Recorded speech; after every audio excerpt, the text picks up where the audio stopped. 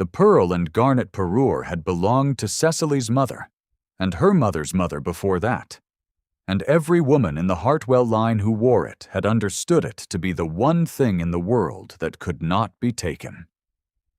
It sat now at Lady Penrose's throat, catching the morning light through the auction-room windows like an accusation.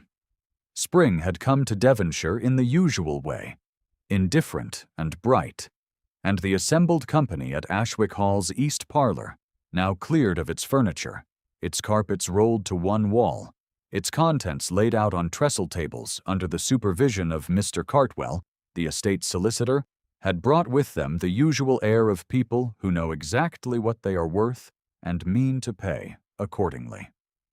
Cecily Vane stood at the back of the room near the door. She wore her grey walking dress, the one that had been let out at the seams twice and pressed until the wool shone. She held her reticule with both hands. Lady Penrose had placed herself near the first trestle table, her niece Miss Georgiana arranged beside her like an accessory chosen to complement. The parure caught the light again. Cecily did not look at it directly, the way one does not look at a wound one cannot tend. "The widow with nothing left to sell," Lady Penrose said, in a voice pitched for her niece, but audible at a slightly wider radius. "I confess I am surprised she came." The man standing near the far window had not moved since Cecily entered. She was aware of him in the way one is aware of weather, not looking exactly, but knowing. Edmund Rowe, Earl of Ashwick, stood with his hands clasped behind him, his coat dark blue against the pale plaster, his face turned toward the trestle tables without apparent interest in their contents. He had arrived in Devonshire 10 days ago to manage the estate disposition. He was Philip's distant cousin, the heir the entail had designated when no son came, and the ton had formed its opinion of him within a season. Arriving at precise and cold, the sort of man who would manage an inheritance, with the same expression he might manage a ledger.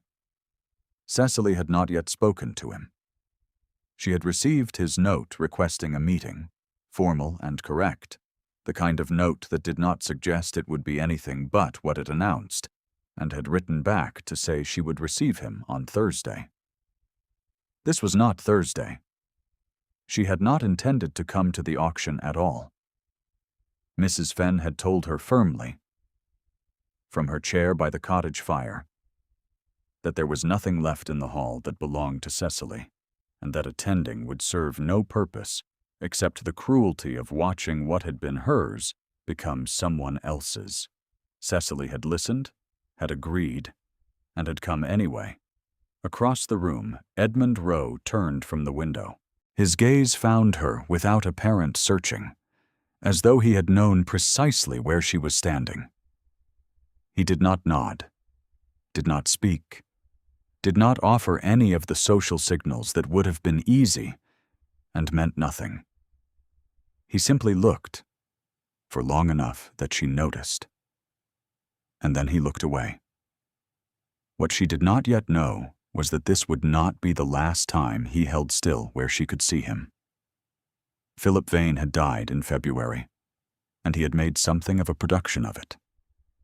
He had died as he had lived, with debts Cecily did not know the full shape of until the solicitor came, with stories that did not quite agree, with the sensation that the world had organized itself into a state of polished regret without anyone being precisely sorry. He had been 31 years old. He had been, by all accounts, Cecily had not solicited, charming. The jewels had been gone 8 months before he died. She had not known that either, not at first. The parure had been in its case in the dressing-room cabinet, locked. She had not opened it for some time, because she had not gone to balls or dinners in some time, because Philip had sold the horses, and the seasons in London had stopped, and there had been fewer reasons to wear garnets to anything in Devonshire in the winter. She found out in June, 2 months after she had become a widow, with nothing but a dower cottage and the furniture that had been her own before the marriage. when a letter arrived addressed to Philip from a London jeweler confirming the sale's completion and thanking him for his custom. The debt had been to Lord Penrose, who had died the previous autumn, and whose wife now wore what it had purchased. The dower cottage stood a quarter-mile from the hall, behind an old stand of beeches that were just coming into leaf. It was not a small house. It was not, if one was inclined to see it charitably, a house that suggested particular shame. Cecily was not inclined to see it charitably. It was the house one was sent to when one had been a wife, and was no longer, and had no son to complicate the arrangement. And the new heir had not yet decided what he meant to do about you. The parlor windows faced east and caught the morning light, and the kitchen had a good range, and the garden had been let go the last 2 winters, but had not entirely given up. These were not consolations. They were just facts. And she moved among them with the care of a woman who has decided that facts are the only ground she trusts. Mrs. Fenn had come with her from the hall. Mrs. Fenn had been housekeeper at Hartwell Park for 30 years before Cecily's father died, and the park was let. And she had been Cecily's companion for the 4 years of the marriage, and she was now 67 years old, and nearly blind in one eye, and formidably opinionated about the proper temperature of rooms and the proper conduct of earls. She had not approved of Philip in life, and did not improve her opinion of him in death. She occupied the armchair to the left of the cottage fire with the authority of a woman who has earned a comfortable chair and intends to keep it, and she watched Cecily move through the small rooms with the particular attention of someone who is not saying what she is thinking, and means for you to know it. "You ought to have a lawyer of your own," she told Cecily, the first week after the funeral. "Not Cartwell. Your own." "I cannot afford a lawyer of my own," Cecily said. "Then you ought to have something else," Mrs. Fenn said. "Something you have not told anyone about." Cecily had not answered.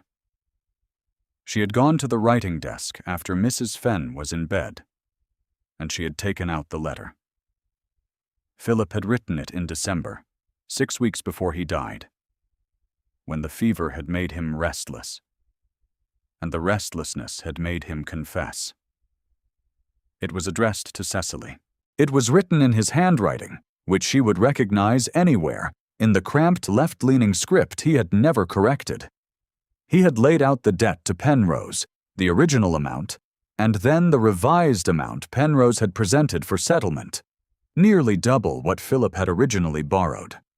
And Philip had been in no position to dispute it. He had put this in writing because he thought he was dying, and was not wrong. He had signed it. He had, in the specific way of men who know themselves to be charming, believed the confession was enough. Cecily had locked the letter in the writing desk. She had thought about it every day since.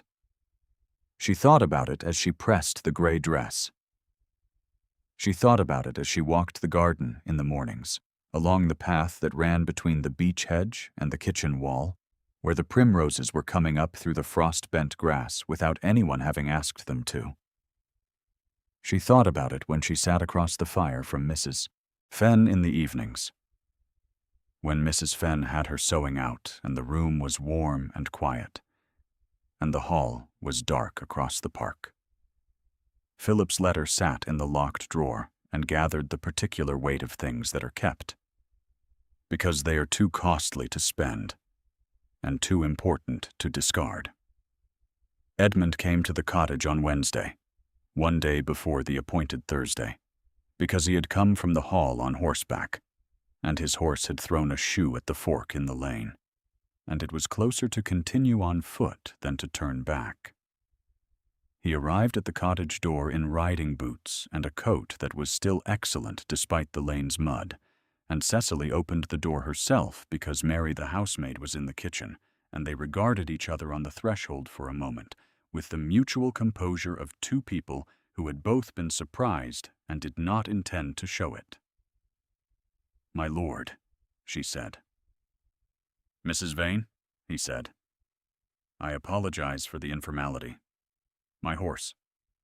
"Come in," she said. He stood in the sitting room and looked at it without comment.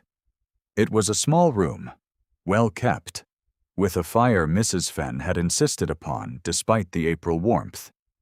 And Mrs. Fenn herself was in the armchair to the left of it, with her sewing in her lap. The room was precisely as much as it was, no more and no less. Cecily watched him take it in and was aware of a stiffness in her own back that she recognized as the body's version of a held breath. "Cartwell will have the estate documents prepared by Friday," he said. "I wanted to speak with you before you see them. I expected to receive them through the post." "That would have been the simpler arrangement," he agreed. He looked at her directly. He had gray eyes, she noticed, the color of winter cloud over the moors. "There is a question in the accounts that may concern you, regarding a debt recorded as paid to Lord Penrose in the amount of £370. Cecily said nothing. "The original record of the debt," he continued, "shows the sum borrowed as £200. Penrose's estate presented the inflated figure." "I know," Cecily said. The gray eyes held her. "How long have you known?" "Since December." A pause. He looked toward the window. Outside, the lane was quiet, the beech hedge casting a pattern of new-leaf shadows across the path.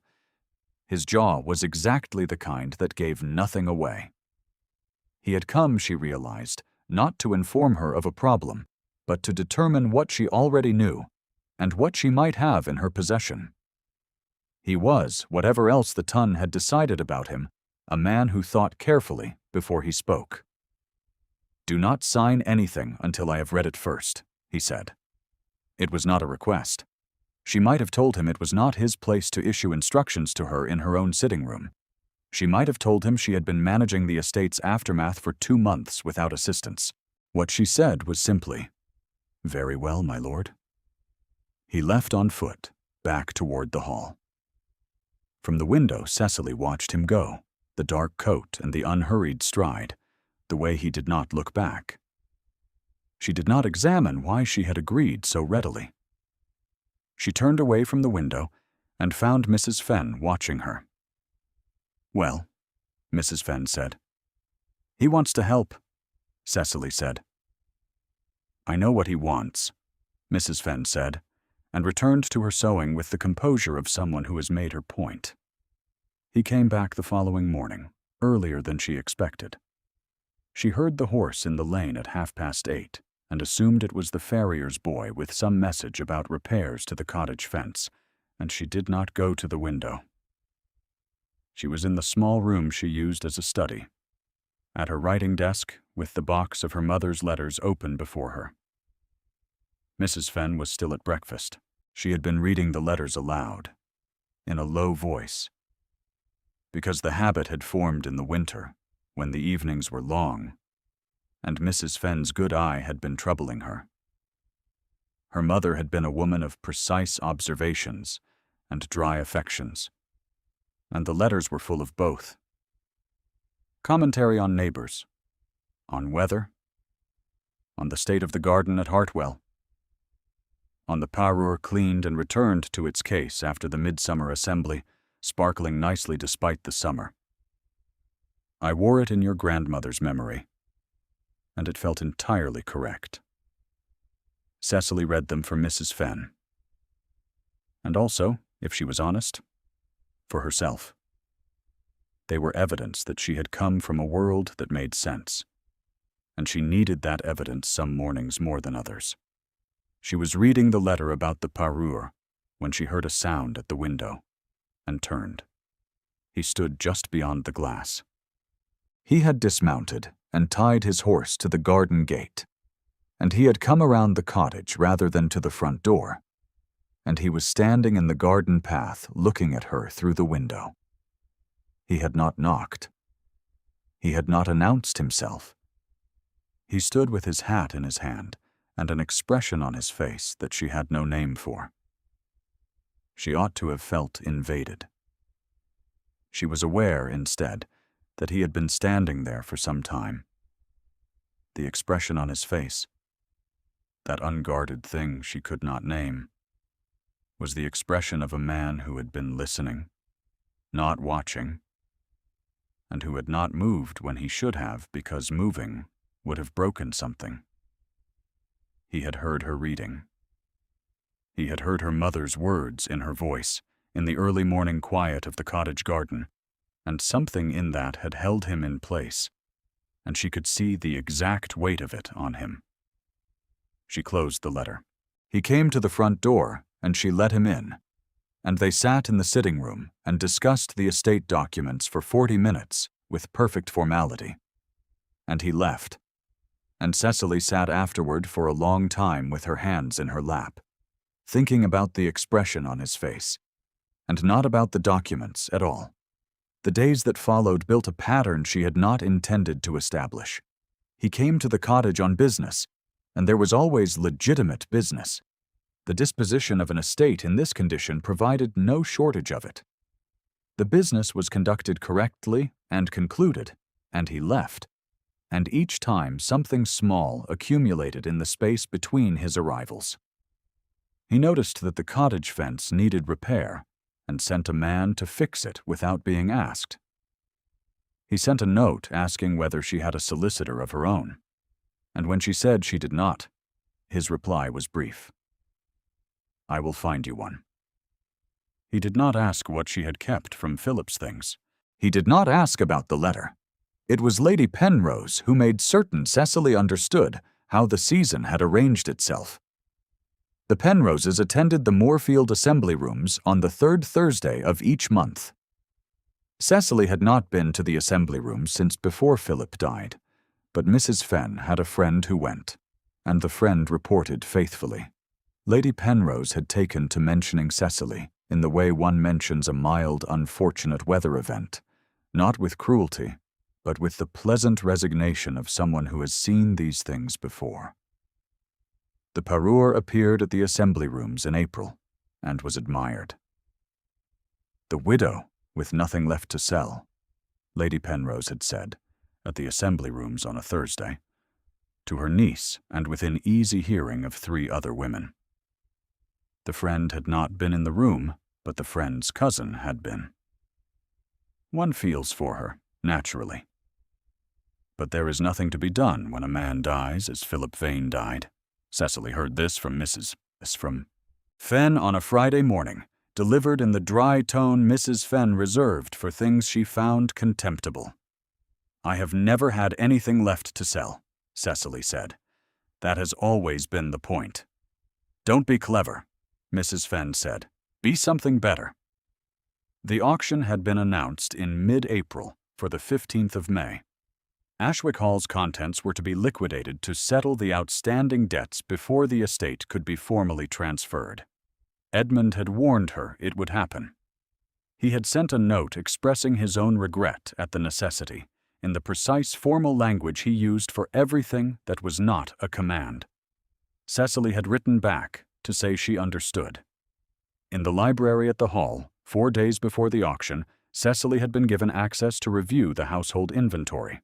She was looking for her mother's writing cabinet, a piece that had come with her from Hartwell and that Philip had never, to her knowledge, sold.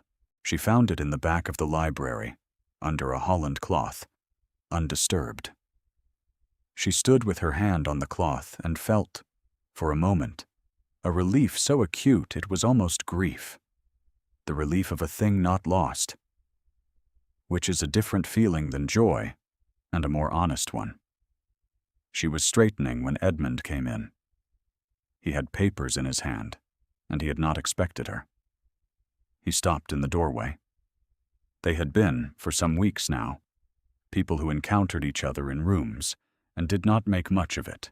But this room was small and lit by high windows, and the winter light that persisted even into May had a quality in this room of candlelight almost achieved, and the holland cloth was in her hands, and he had come through the door with his guard down in the way people sometimes do when they are in rooms they believe to be empty. He set the papers on the reading table. He sat down. He did not say anything for a moment, and she had learned by this point that his silences were not awkward ones. They were the silences of a man who does not speak until he knows what he means to say. "The auction will be unpleasant," he said finally. "Most necessary things are," she said. He looked at the papers. His hand rested on the table beside them, and she saw it. The slight edge of ivory at his breast pocket. The chain.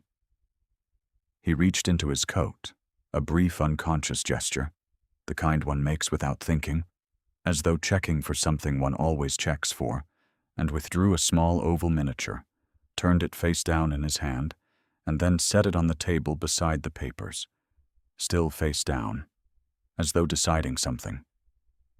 His face in profile was very still. He had forgotten she was watching. She could not see the portrait.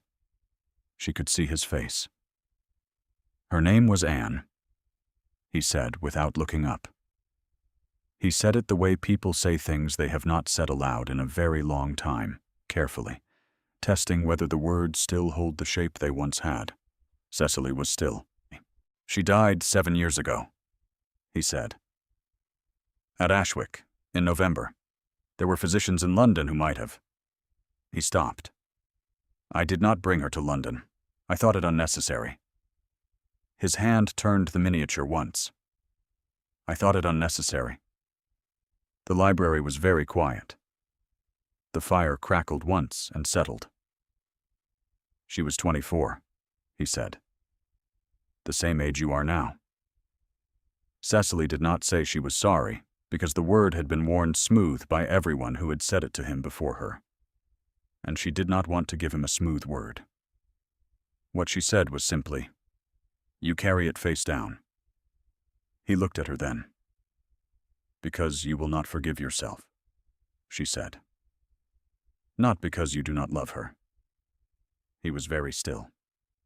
The miniature stayed face down on the table between them. After a long moment he lifted it, looked at it. She did not look at the portrait. She was watching his face. He placed it gently in his breast pocket. He picked up the papers. "The auction is at 9, he said. She understood that the conversation was over, and that something had been given to her that she did not yet know how to hold. If you are listening to this, and have felt the particular exhaustion of carrying someone else's choices, I hope you will stay until the end. What Cecily chose to carry, and what she chose to put down, are not the same thing. The difference matters. 3 days before the auction, the third voicing of the dismissive label reached Cecily in the way such things always reached one, sideways, through someone else's telling. She heard Mary in the kitchen repeating something to the garden boy in a voice that was not quite low enough. The garden boy had been at the hall the previous day and had heard a footman report what Lady Penrose had said in the upper parlor, that the widow with nothing left to sell had best not embarrass herself at the auction, as the matter of Lord Penrose's debt was long settled in law. The widow with nothing left to sell. Cecily stood in the study doorway and listened. And Mary went pale when she saw her. And Cecily said only, "Go back to the kitchen, please, Mary," and went to the writing desk. She took out the letter. She read it, which she had not done in some weeks. Standing at the desk without sitting down. Philip's cramped left-leaning script. The original debt of £200. The revised sum Penrose had demanded, 370. Philip's account of his own powerlessness. The conversation he had described in the first-floor study of Penrose House. The document placed before him. The figure he had not the means nor the position to dispute. He had put it all in writing because he thought he was dying, and was not wrong. He had signed it with the signature she knew, the slight leftward lean of the P. He had, in the specific way of men who know themselves to be charming, believed the confession was enough. She folded it along its old lines. She placed it in a reticule. She went to find Mrs. Fenn. and told her she would be at the hall by 9, and that she would be home in time for tea. "I know," Mrs. Fenn said, in the voice of a woman who has been waiting for this particular morning since February. The morning of the 15th of May arrived with the particular cold clarity that Devonshire mornings produced in spring, with a frost the night before, a sky now scrubbed and pale, the beeches casting long shadows across the lane. Cecily ate breakfast. She laced her own boots, which she did every morning, and she put on the gray dress and the gray Spencer jacket and the gloves that needed replacing, but had not yet been replaced, and she took her reticule, and she walked to the hall. She was shown into the east parlor with the other attendees. She found her place at the back of the room, near the door. Lady Penrose was already there. The parlor caught the spring light. 3 strands of pearls and 3 graduated rows of deep Bohemian garnets, with a spray brooch at the throat and a bracelet that clasped at the wrist. It was exactly as Cecily remembered it. Her mother had worn it to her own wedding. Cecily had worn it once, at her own, and Philip had put it in its case and locked it, because he said the case was safer than the dressing room. And she had believed him. The spray brooch caught the morning sun and threw a small bright point across the far wall, and Cecily watched it without expression.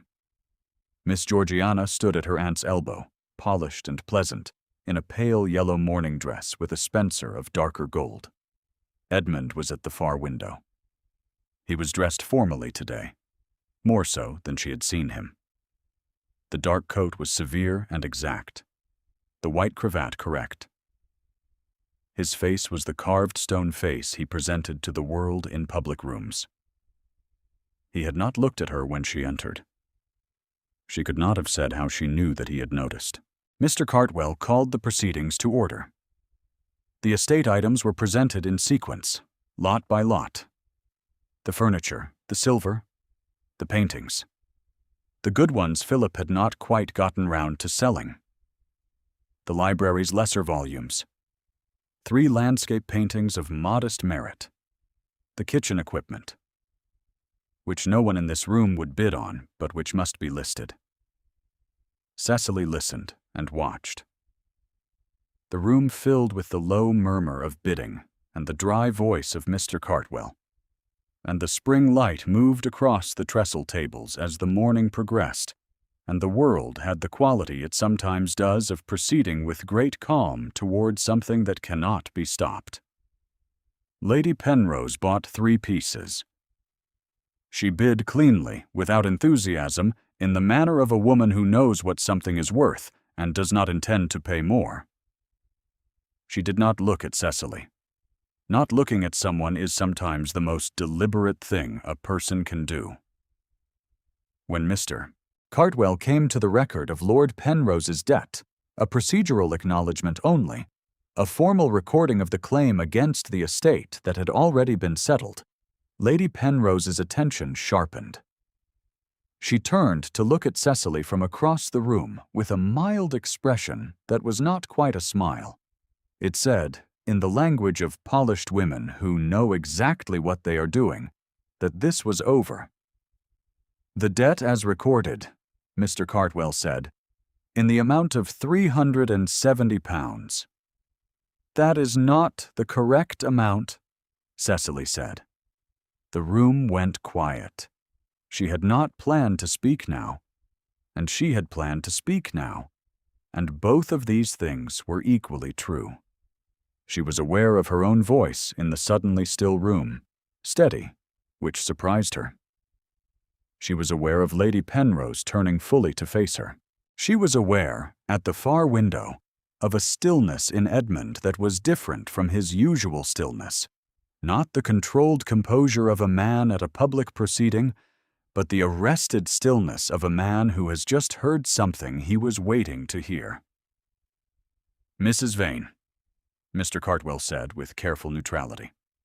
"The original debt was £200, Cecily said.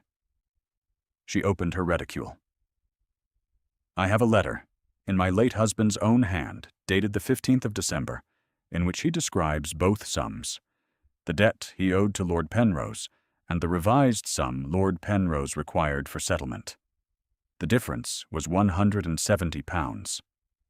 Lady Penrose rose from her chair. "I have documentation of the settlement," she said, in the voice she used at assembly rooms. The voice calibrated to make the air in a room rearrange itself around her authority. "The matter is concluded in law.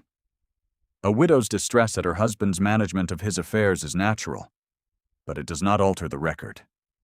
"It alters this record," Cecily said. She held out the letter. Mr. Cartwell crossed the room and took it. He read it.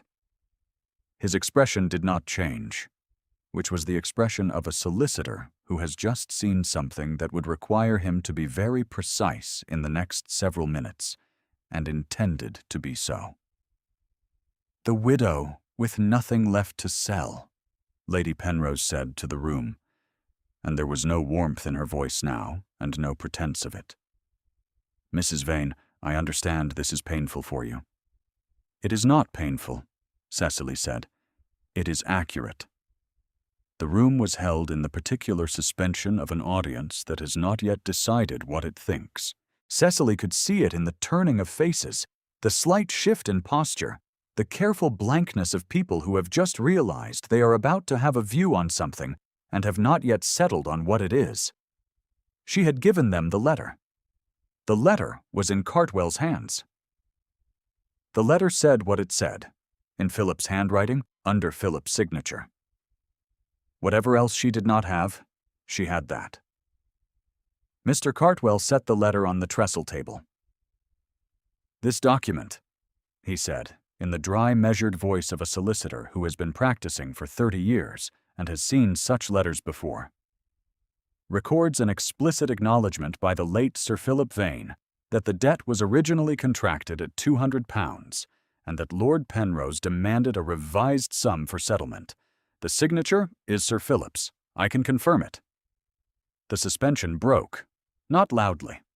The room did not burst into noise or movement. It shifted, the way water shifts when a stone is placed in it. A ripple, then a widening, then a stillness of a different kind. 3 women near the front table exchanged a look. A man near the door cleared his throat. Miss Georgiana, who had been perfectly arranged at her aunt's side, stepped back by one small step. A barely perceptible withdrawal, the kind the body makes before the mind catches up. Lady Penrose's hand moved to the parure at her throat.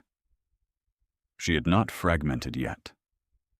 She was still composed, still formidable, the kind of woman who composes herself by habit, even when the habit is all that is holding her together. And her hand was at the parure. And it was not a graceful gesture. It was the gesture of someone checking that a thing they have worn with confidence is still where they put it. Across the room, Edmund moved. He did not cross the room quickly. He crossed it the way a man crosses a room when he has made a decision and intends it to be visible, steadily, without hurrying, covering the distance in 3 deliberate strides that the assembled company could not look away from. He came to stand beside Cecily. Not in front of her. Beside her. He was quiet for a moment. He looked at Lady Penrose, who was still with her hand at the parure, and at Mr. Cartwell, who was regarding them both with the careful expression of a man who intends to be precise and is about to have the opportunity. He looked at the letter on the trestle table. "This estate belongs to Cecily Vane," he said. "As do those jewels." The room was very still. The calibrated line landed in the silence the room had already prepared for it. 12 words, level and unhurried, in the voice he used when he meant something completely, not a declaration of feeling. A declaration of fact, which was, in the language of earls in the year 1814, the most irrevocable form the feeling could take. The room heard it and understood what it meant, and understood also what it would mean after this morning, and the social arithmetic of Devonshire arranged itself accordingly. Lady Penrose's hand fell from the parure. Miss Georgiana was perfectly still. Mr. Cartwell picked up his papers with the expression of a man who has been waiting for the appropriate moment and has found it. What followed was procedural, as the most significant things often are. Mr. Cartwell spoke. Lady Penrose spoke once, in a voice that was no longer confident, only careful, the voice of a woman reducing her position to a defensible minimum. Edmund did not speak again. He stood beside Cecily in the manner of a man who is exactly where he intends to be, and does not require further commentary. The deed of claim that Mr. Cartwell produced from his case, prepared before this morning. Cecily understood, which meant he had known what she had, and had prepared accordingly, which meant Edmund had told him. Confirmed the overcollection. Confirmed the jewels as part of the estate's marital assets, not dischargeable as a personal debt under the terms of Philip's own marriage settlement. The overcollection, with the documentary evidence now in hand, voided Lord Penrose's estate's title to them entirely. Lady Penrose removed the parure with the perfect composure of a woman who knows she has no other choice and intends to ensure that everyone present notes the quality of her composure in adversity. She unclasped the bracelet first, then the spray brooch, then the 3 strands of pearls, one at a time. She placed it on the trestle table beside Mr. Cartwell's papers. She took Miss Georgiana's arm. She left the room. The crowd parted for them and closed again, the way it always closes. Cecily looked at the parure on the table. The garnets caught the spring light, deep and dark and red, the color they had always been, the color they were in her mother's letters. She was aware that her hands were steady. She had expected them to shake.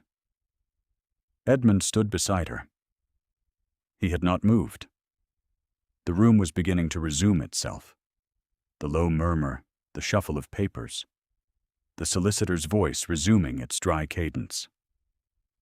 Someone near the door said something to someone else, in a tone that meant the morning's event had already begun its conversion into the season's most discussed story, which was right and natural, and meant nothing at all to Cecily at this particular moment.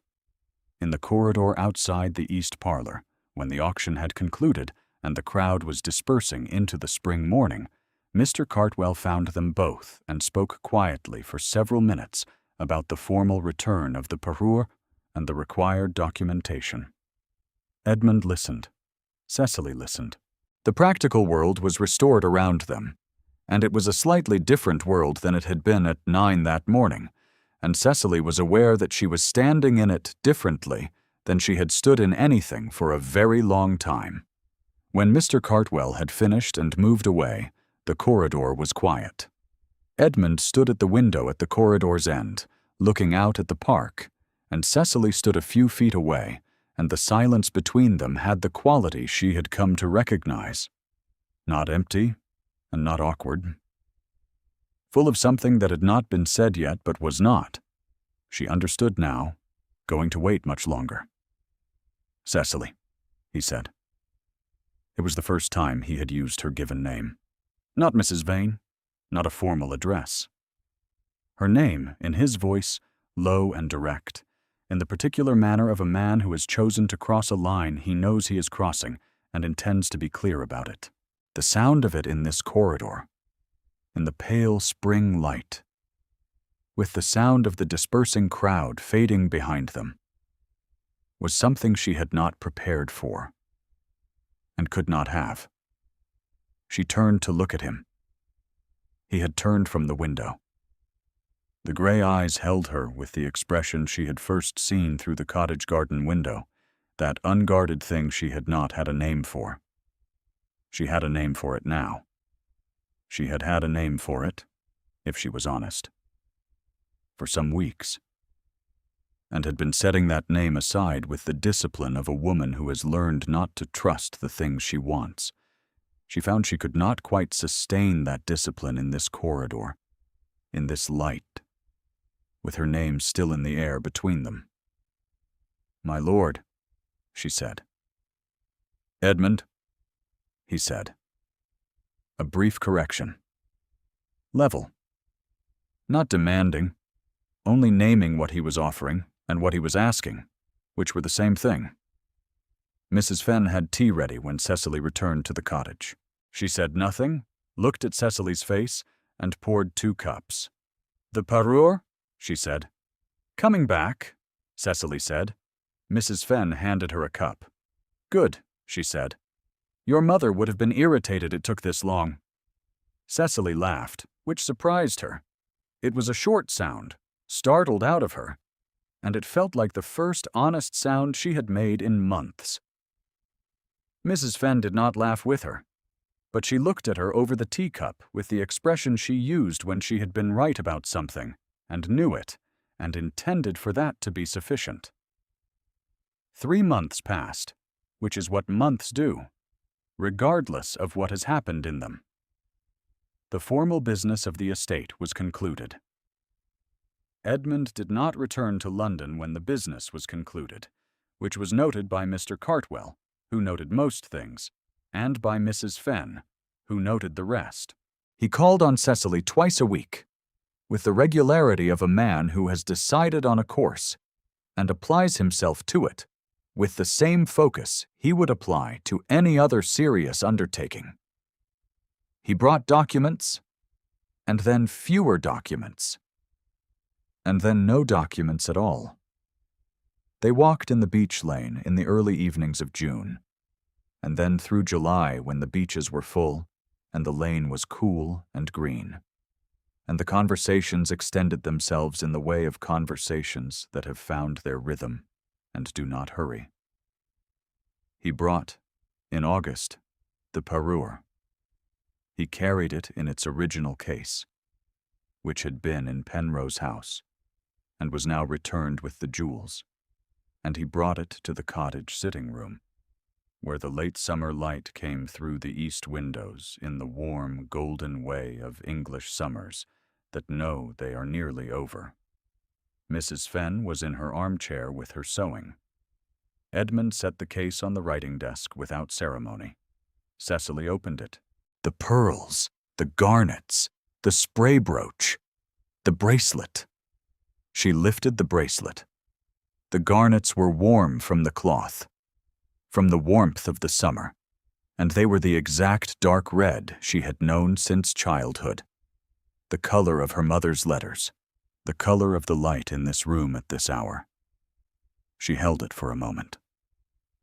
"May I?" Edmund said. She held out her wrist. He clasped the bracelet with the careful attention of a man who handles things he values, and his thumb rested briefly on the inside of her wrist where the pulse lived, and she was very still in the way she had learned to be still when her body knew something her mind was only beginning to allow. His hands were warm. The summer light fell through the window. He looked up. "It suits you," he said. It was not what he was saying. "Yes," she said. It was not what she was answering. On the mantelpiece behind them, the ivory miniature of Anne stood upright in its small frame. Edmund had placed it there himself, the 2nd week of June, in a conversation that had not required many words. Cecily had understood without being told. Not hidden, not carried in penance, not face down on a library table. Placed in a room where there was light and warmth, and the sound of a household that was becoming, carefully and by choice, his. He had set it on the mantelpiece and stood for a moment looking at it. And then he had turned, and the expression on his face was not grief, not entirely. It was the expression of a man who has decided to let something rest. The garnets were warm against her wrist. Outside, the beeches were turning. The summer was ending in the particular way of English summers, unhurried and gold, the afternoons still warm, but the evenings carrying the first clear, cold edge of what was coming. Mrs. Fenn's needle moved steadily. The fire, small for August, crackled once and settled. Cecily looked at the bracelet, and at Edmund's hands, and at the light on his face. And she did not think about Philip, or Lady Penrose, or the assembly rooms, or the cold East parlor in May. She thought about her mother's letters, still in their box in the study. The precise observations and the dry affections, and the brief bright note about the parure sparkling nicely despite the summer. She thought about how long they had been kept, and how long they had waited, and how some things survive exactly because the right person decides they are worth preserving. "Edmund," she said, using his name. He looked at her with those winter-gray eyes, and something in them had shifted the way rooms shift when a window is finally opened after a long season of closed air, not dramatic and not sudden. Simply present.